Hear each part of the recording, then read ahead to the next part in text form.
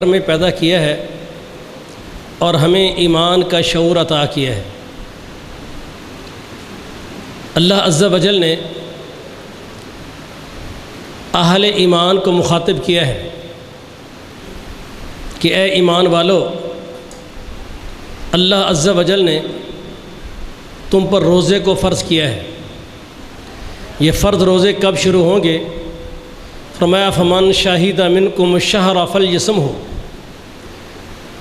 ہر وہ مومن اہل ایمان مسلمان جس کی زندگی میں رمضان مبارک کا مہینہ آغاز کر لے، اللہ فرماتے ہیں پس اب لازم ہے کہ رمضان مبارک کا پورا مہینہ یہ روزے رکھے۔ اللہ روزہ کیا ہے؟ فرمایا کلوا واشربوا حتی یتبین لکم الخیط الابیض من الخیط الاسود من الفجر۔ صبح کی اذان، صبح صادق، جب صبح کی اذان ہو اس سے پہلے جو چاہے کھاتے پیتے رہو، اس سے پہلے اپنی بیویوں سے لذتیں حاصل کرتے رہو، لیکن جو ہی صبح کی اذان ہو جائے اللہ کا امر ہے اپنا کھانا پینا بند کر دو، اور پھر اللہ کے امر سے اس ایمان کے تعلق کی بنیاد پر تم نے ثم اتموا الصیام الی اللیل، رات کے آغاز تک اس روزے کو پورا کرنا ہے۔ تنہائیوں میں ہو، سفر میں ہو، اگر سفر میں تمہیں اللہ عز و جل کی طرف سے اجازت ہے، سفر کی سختی تمہیں پریشان کرے، تم روزہ ختم کر لیں۔ فعدۃ من ایام اخر، گنتی کے لحاظ سے جو رمضان مبارک کے روزے تمہارے رہ جائیں، رمضان کے بعد ان کو پورا کرو، وہ گنتی پوری کرو۔ یہ کھانا پینا، ضروریات حاجات جو عام دنوں میں تھے، سورج کے غروب ہونے تک اللہ کے حکم سے تم نے پابندی کرنی ہے۔ یہ روزہ اس لیے ہے لعلکم تتقون، تمہیں اللہ کا ڈر پیدا ہو، تمہاری زندگی میں تقوی آئے۔ ایمان سمجھتے ہو کیا ہے؟ یہ بات یاد رکھ لیں، کوئی ایسا شخص وہ روزے رکھتا ہو، وہ صدقات خیرات دیتا ہو، وہ غریبوں یتیموں کی معاونت کرتا ہو، مدارس مساجد کے اس کی آبادی پر، تعمیر پر اپنا پیسہ خرچ کرتا ہو، اللہ فرماتے ہیں اللہ کو اس پیسوں کی ضرورت نہیں ہے۔ ما کان للمشرکین ان یعمروا مساجد اللہ، اہل ایمان انما یعمر مساجد اللہ من آمن باللہ والیوم الآخر۔ اے اہل ایمان، جب ایمان لائے ہو، اللہ ان شخص سے جو ایمان سے آ رہی ہے، توحید سے آ رہی ہے، اللہ کی عبادت میں غیر کی شراکت شامل کرتا ہے، اس کی نہ مساجد کی تعمیر اللہ کو پسند ہے، نہ اس کا روزہ پسند ہے۔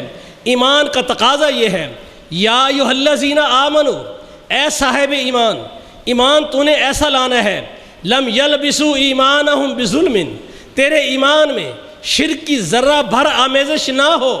وما یؤمن اکثرہم باللہ الا وہم مشرکون، اگر تو صاحب ایمان ہونے کا دعویٰ کرے لیکن تیری زندگی کا عملاً ثبوت، تیرے عقیدے کا عملاً ثبوت اللہ کے ساتھ شرک کے ساتھ شامل ہو، شرک تیرے رگ و پے میں موجود ہو، شرک تیرے عقیدے میں موجود ہو، اللہ فرماتے ہیں وما یؤمن اکثرہم باللہ الا وہم مشرکون۔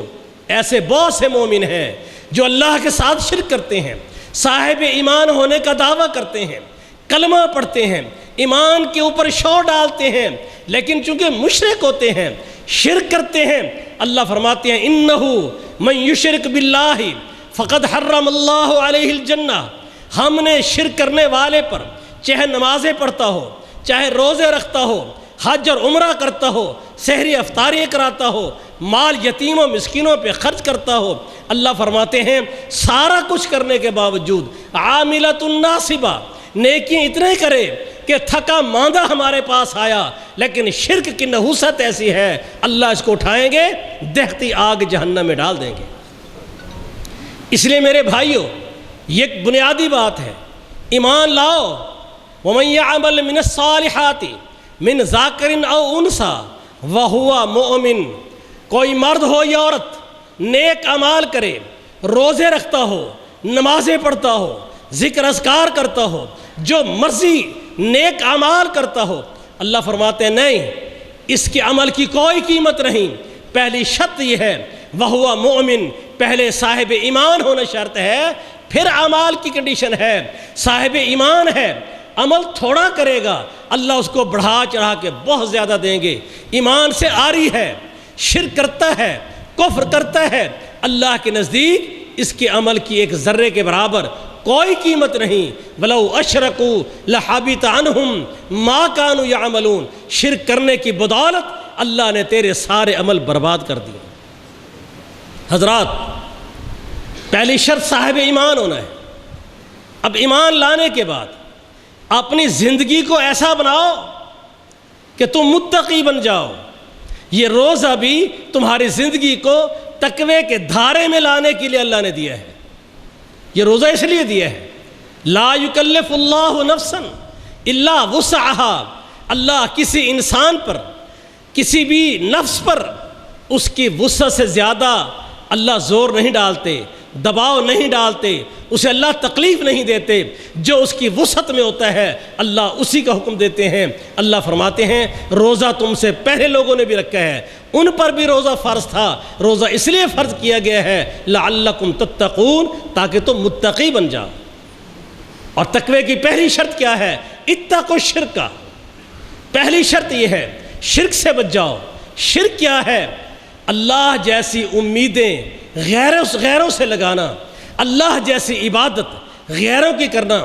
یہ قیام کرنا عبادت ہے، رکوع کرنا عبادت ہے، رکوع کے بعد سیدھا کھڑے ہو جانا ادب کے ساتھ، یہ عبادت ہے۔ زمین پر سجدہ کرنے کے لیے سر کو رکھ دینا، یہ عبادت ہے۔ مال و متاع کی نظر و نیاز دینا، یہ عبادت ہے۔ اپنی زبان سے ذکر و اذکار حمد و ثنا کرنا، یہ عبادت ہے۔ التحیات للہ والصلوات والطیبات، یاد رکھ لو زبان سے بھی اللہ کی عبادت ہوتی ہے، مال سے بھی اللہ کی عبادت ہوتی ہے، جسم سے بھی اللہ کی عبادت ہوتی ہے۔ اللہ کے سوا اس نے جو ایک گھر بنایا ہے بیت اللہ، اس کے علاوہ کسی گھر کا طواف کرو گے تو شرک میں چلے جاؤ گے۔ اللہ کے سوا کسی آستانے مزار دربار پہ سر کو جھکاؤ گے، سجدہ کرو گے، شرک میں چلے جاؤ گے۔ اللہ سے اولاد کی امیدیں ہیں، کسی آستانے دربار پہ امیدیں لگاؤ گے، شرک میں ملوث ہو جاؤ گے۔ اسباب سے ہٹ کر کوئی ہستی تمہاری مدد کر سکتی ہے، تمہیں ڈاکٹر جواب دے دیں پھر بھی کوئی ہستی تیری بیماری کو ٹال سکتی ہے۔ پانی کے بظاہر کوئی حالات نہ ہو، تو پیاس کی شدت سے مر رہا ہو، پھر بھی کوئی ہستی تجھے پانی پلا سکتی ہے۔ تو اولاد کے معاملے میں محروم ہو چکا ہو، پھر بھی کوئی ہستی تجھے اولاد دے سکتی ہے۔ یہ امید جس ذات پہ تو لگائے وہ اکیلا اللہ ہے۔ اگر یہ تیری امید اللہ کے سوا کسی دربار، آستانے، تعزیہ، بزرگ زندہ یا مردہ پہ لگ جائے کہ وہاں سے بھی اسباب نہیں وہ مجھے صحت دے دے گا، اسباب نہیں مجھے اولاد دے دے گا، اسباب نہیں وہ فوت ہو گیا ہے میرے سامنے بھی نہیں ہے، یہ تو اللہ ہے جس کی ذات اس کو ہماری آنکھیں دیکھ نہیں سکتی۔ لا تدرکہ الابصار۔ اگر تم اللہ پر امیدیں لگاتے ہو، یہی امیدیں اولاد کی، نفع کی، صحت کی، مال کی، بیماری کے خاتمے کی، دکھوں کے مداوے کی، اللہ کے سوا کسی اور سے کرو گے تو تمہارا ایمان نہیں ہے۔ بھوکے پیاسے مرنے کی تکلیف نہ کرو۔ اللہ سب سے پہلے فرماتا ہے یا ایھا الذین آمنو، ہم نے روزے کو لازم کیا ہے صاحب ایمان پر۔ اور اے صاحب ایمان، الذین آمنو ولم یلبسوا ایمانہم بظلم، مجھے ایسا ایمان نہیں پیش کرنا جس میں تیرے ساتھ ایمان میں تو شرک بھی کرتا ہو۔ پہلی بات اس عقیدے کے ساتھ اسلام ہم نے بطور دین قبول کیا ہے۔ آپ جانتے ہیں قبر میں جو سوال ہوں گے وہ تیری زندگی کا خلاصہ ہوگا، تیرے عقیدے، ایمان، عمل کا خلاصہ ہوگا۔ اس میں ایک سوال یہ بھی ہوگا، بتا تو کس دین پر قائم تھا، تیرا دین کیا تھا؟ آج ہم بڑے دعوے سے کہتے ہیں دین الاسلام، ہم اس دین کے قائل ہیں جس دین کو اللہ تعالیٰ نے آسمانوں سے نبی پر اتارا ہے، ورضیت لکم الاسلام دینا، وہ دین بطور اسلام ہم نے قبول کیا ہے۔ اسلام کیا ہے حضرات؟ صرف ایک جملے میں یہ بات لے جائیے، اللہ اکیلے کی عبادت کرنا اور اس میں کسی کو شریک نہ کرنا، لیکن عبادت اس طریقے سے کرنا، اس ایک طریقے کے مطابق۔ وہ عبادت زندگی کے کسی پہلو میں ہو اکیلے اللہ کی ہو، اور عبادت کا طریق اکیلے محمدی مصطفی طریق ہو، محمد الرسول اللہ کا طریق ہو۔ اگر یہ ہے تیرا دین اسلام ہے۔ اگر عبادت اللہ کی کرے تو شرک بھی نہ کرے، لیکن عبادت کا، ذکر کا، اذکار کا، صدقہ، خیرات، سحری، افطاری، نماز، تیری طلاقیں، نکاح، تیرے وفات پر پروگرام، جنازے، تدفین، تکفین، اگر یہ ساری کی ساری باتیں تیرے ماحول کے مطابق، تیرے معاشرے کے مطابق، تیرے بزرگوں کے مطابق، تیرے امام کے مطابق، تیرے جن کا تو تقدس ذہنوں میں رکھتا ہے ان کے مطابق ہے، اللہ کو تیری عبادت بھی قبول نہیں ہے۔ تو شرک نہ کرے، بھلے نہ کر۔ اللہ فرماتے ہیں شرط یہ ہے اگر شرک نہیں کرتا، میرے اکیلے کی عبادت کرتا ہے، تو پھر من یطع الرسول فقد اطاع اللہ وما ارسلنا من رسول الا لیطاع باذن اللہ۔ اللہ کو تیری عبادت کا صرف وہی طریق پسند ہے جو محمد نے تجھ کو دیا ہے صلی اللہ علیہ وسلم۔ یہ تیرا دین ہے، یہ تیرا اسلام ہے۔ اب یہ تیرا ٹریک سیدھا ہوا ہے۔ اگر آج تو اس عقیدے کا حامل ہے، اللہ جو تیرے نبی نے فرمایا تھا ان قتلتا او حرقتا، مجھے کوئی قتل کر دے، مجھے زندہ آگ میں جلا دے، اللہ جل جانا قبول ہے، ٹکڑے ہو جانا قبول ہے، قتل ہو جانا قبول ہے، اللہ سارا کچھ قبول ہے۔ لیکن فرمایا اے معاذ لا تشرک باللہ شیئا، ایک ذرے کے برابر اللہ کے ساتھ تو شرک نہیں کرے گا۔ میرے اللہ ہم اس عقیدے کے حامل ہیں۔ ٹکڑے ہو جائیں گے، اللہ تیرے سوا کسی کو داتا نہیں مانیں گے۔ اللہ کوئی مار دے ہم کو، اللہ تیری ذات یا اللہ مدد کے سوا ہم یا علی مدد کے نہ کبھی قائل رہے نہ موت تک رہیں گے۔ زبانیں کھینچ لی جائیں، گردنیں کاٹ دی جائیں، اللہ تیرے ساتھ شرک گوارا نہیں کریں گے۔ دنیا ساری کے صاحب دستار اکٹھے ہو جائیں، صاحب علم و فضل اکٹھے ہو جائیں، ہمیں متاثر نہیں کر سکتے میرے اللہ۔ عبادت کا وہی طریق ہوگا جو محمد نے ہم کو دیا ہے صلی اللہ علیہ وسلم۔ اگر ایسا ایمان تیرا موجود ہے، اللہ فرماتے اب تو روزہ رکھ، اب تو روزہ رکھ کے آئے گا۔ صوم لی وانا اجزی بھی، تیرا روزہ میرے لیے ہے۔ حدیث قدسی ہے، اللہ براہ راست اپنے بندوں سے اپنے نبی کے ذریعے پیغام دیتا ہے کہ الصوم لی وانا اجزی بھی، میرے بندے تو نے روزہ رکھا ہے، میری رضا کے لیے رکھا ہے، میرے خوش کرنے کے لیے رکھا ہے، پھر میں نے تیرا اجر بھی ایسا چھپا کے رکھ دیا ہے کہ وہ بتایا ہی نہیں کتنا ہے۔ جب تو قیامت کے دن آئے گا ہر چیز کی نیکی بتائی ہے۔ وضو کرو گے مسواک کے ساتھ، نماز 70 گنا بڑھ جائے گی، فلاں نیکی کرو گے اتنا ثواب ہو جائے گا، فلاں کرو گے اتنا ثواب ہو جائے گا، ایک نماز جماعت سے پڑھو گے 25-27 نمازوں کا ثواب، ہر ایک چیز بتا دی ہے۔ فرمایا بندے روزے کا تجھے اللہ نے کچھ نہیں بتایا، یہ روزہ میرے لیے ہے، اس کی جزا میرے بندے میں دوں گا، اور مجھے اللہ سے امید ہے قیامت کا دن ہوگا۔ تو شرک سے پاک ہے، تو بدعات سے پاک ہے، عبادت اکیلے اللہ کی کرتا ہے، طریق اکیلے رسول اللہ کا لیتا ہے صلی اللہ علیہ وسلم۔ پھر جب تو قیامت کے دن آئے گا، اے روزے دار تیرا روزہ ہوگا، اللہ فرماتے ہیں پھر ہم تجھ کو اپنی شایان شان جزا عطا فرمائیں گے۔ جزا کتنی نبی اسلام فرماتے ہیں؟ فرمایا اس دن بندے کی، روزے دار کی سب سے بڑی خوشی ہوگی جب یہ اللہ سے ملاقات کر رہا ہوگا۔ لیکن شرط کیا ہے؟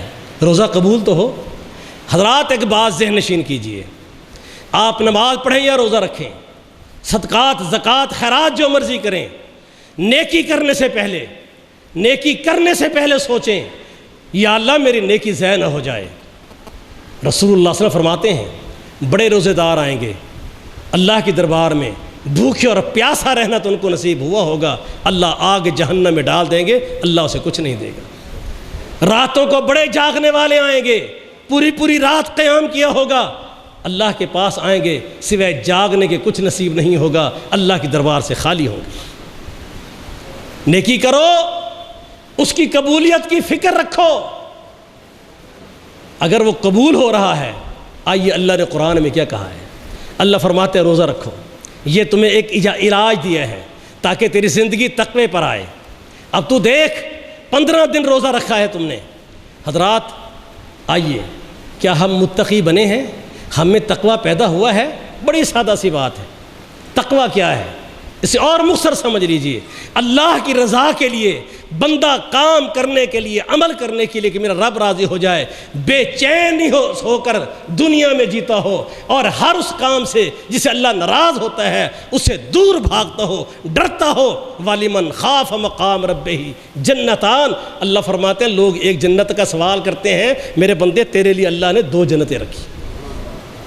تو آ تو صحیح۔ آئیے میرے بھائیوں، جس کام سے اللہ نے منع کیا ہے، جھوٹ سے منع کیا ہے، چغل خوری سے منع کیا ہے، بد عہدی سے منع کیا ہے، آنکھوں کی غلط استعمال سے منع کیا ہے، ہاتھوں کے غلط استعمال سے منع کیا ہے، سود سے منع کیا ہے، بے حیائی سے منع کیا ہے، آوارگی سے منع کیا ہے، رشتے ناطے توڑنے سے منع کیا ہے، اپنے دوستوں سے قطع تعلق سے منع کیا ہے، کسی کے بارے بغض عداوت سے منع کیا ہے، رزق حلال کو چھوڑ کر رزق حرام کی تگ و دو میں لگے رہنا، یا رزق حلال میں رزق حرام کو شامل کرتے رہنا۔ اگر یہ کرتوت کرتے ہو یہ تقوی کے خلاف ہے۔ بتائیے جو کام رمضان مبارک سے پہلے جو سمجھتے ہو گناہ کے کام تھے، اگر روزے دار آج 15 دن گزر گئے ہیں تو اپنے آپ کا جائزہ لے، اگر تو ہٹ گیا ہے ان گناہوں سے تو تقوی کی زندگی پہ آ رہا ہے، تیرا روزہ قبول ہو رہا ہے۔ اگر تجھے رمضان مبارک میں اللہ کی قربت کا شوق ہی نہیں ہے، تیرے پاس اللہ کے قرآن کی تلاوت کا وقت نہیں، نماز کا وقت نہیں، کوئی چیز تیرے پاس نہیں ہے، تو دنیا میں مگن ہے، پھر مال کہ تجھے اس سے محبت ہی بے تحاشا ہے، تیرا اللہ کے نام پہ خرچ کرنے کو دل نہیں چاہتا۔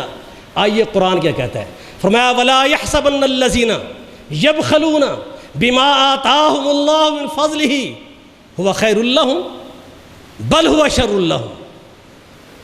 فرمایا وہ جس کو اللہ نے مال دیا ہے وہ بخیلی کر کے اپنے مال کا اللہ کا حق ادا نہیں کرتا، مال کی وجہ سے، بخیلی اور بخل کی وجہ سے مال کو جمع کر کے بیٹھا ہے اور سمجھتا ہے میں نے بہت اچھا کام کیا ہے، میرے پاس مال جمع ہو گیا ہے۔ اللہ فرماتے ہیں اس کے لیے خیر نہیں، بل ہوا شر لہم، یہ اس کے لیے بدترین کام اس نے کیا ہے۔ سیطوقون ما بخلوا بہ یوم القیامہ، قیامت کے دن آئے گا یہ مال، اس کا توق اس کے گلے میں ڈالا جائے گا۔ صحیح بخاری کی حدیث ہے، اللہ کے نبی نے فرمایا اس کے مال کو ایک بہت بڑے اژدہا کی شکل دی جائے گی، چھوٹے سانپ کی نہیں، بہت بڑے اژدہا کی شکل گلے میں ڈال دیا جائے گا۔ وہ اپنے جبڑے کھولے گا اور اس مال کو جو اللہ کا حق زکوٰۃ، حق خیرات ادا نہیں کرتا تھا، اس کے جبڑوں کو چیرے گا، اور یہ سزا اس کو اس وقت تک ہوتی رہے گی جب تک 50,000 دن، 50,000 سال کا دن، جب تک جزا سزا کے فیصلے نہیں ہو جائیں گے،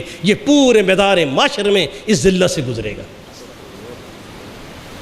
آپ آج رمضان مبارک کے دن مسلمان ہیں ہم، لیکن ہمارے اور بھائیوں اللہ سے محبت کرو، اور یہ اللہ کی محبت کی علامتیں ہیں، یہ مساجد، یہ مدارس۔